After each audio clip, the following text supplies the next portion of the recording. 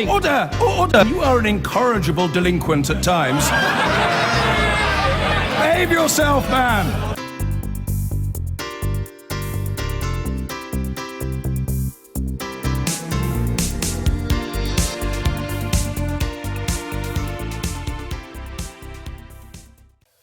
A mother is suing Sussex police for being restrained, stripped naked and left on the floor of a police cell after calling 999 for help following a failed suicide attempt.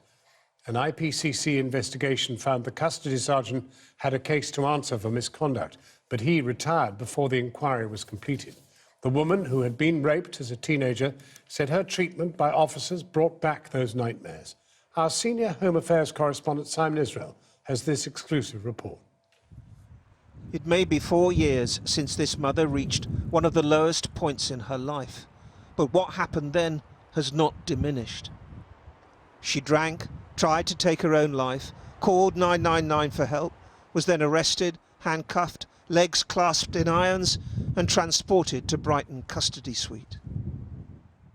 I've never spoken about this with many people, but it took me back to a time when I was raped as a teenager by 5 men. I was locked in a bathroom, and this is what happened to me. And so when you are somebody who's been through something like that, you never get over it. Inside a cell, she was restrained by 4 female police officers and ultimately stripped naked. The way in which they treated me and what they did to me brought it all back. And the biggest upset that I have, the biggest trauma that I have, is because I tried to explain to them not to do this to me. Please don't do this to me. And this was being strip searched? Yeah.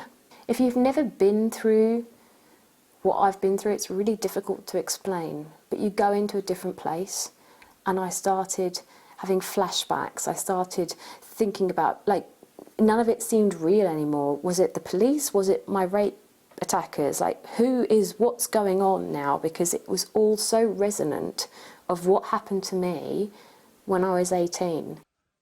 She says in the cell, she made them aware she'd been a rape victim.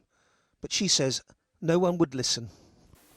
I told them repeatedly and loudly what happened to me, and they ignored it. They wouldn't hear me, they didn't listen. I told them time and time again.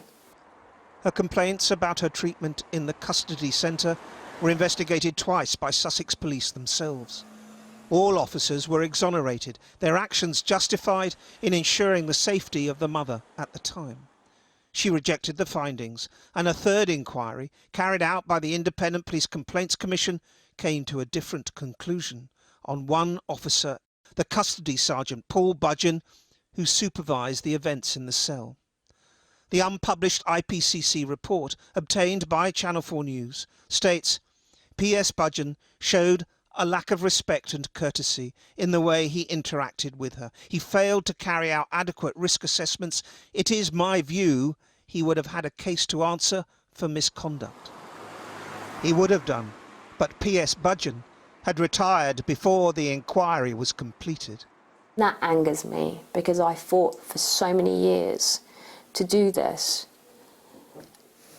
and at the last minute he retired. And not only did he retire, but the IPCC didn't even tell me that he retired. The chair of Sussex Police Federation, on behalf of the retired Sergeant Paul Budgeon, said in a statement, "How long was Sergeant Budgeon expected to remain a police officer simply to satisfy the wishes of a woman whose detention he had authorised for her own protection?" The officer had denied and continues to deny any form of misconduct. PS Budgeon left after 30 years' service. The Federation say in no way did he retire to avoid any disciplinary process. The IPCC, though, has apologised to the mother for not telling her about the officer leaving.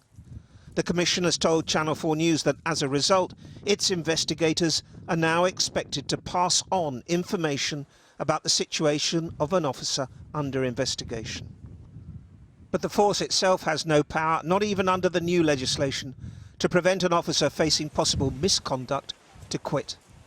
Only on gross misconduct, where the ultimate sanction is dismissal, can it now do so.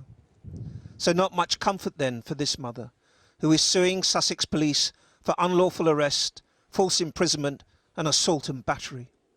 She says she owes it to her family to see this through. Simon Israel reporting. I've been getting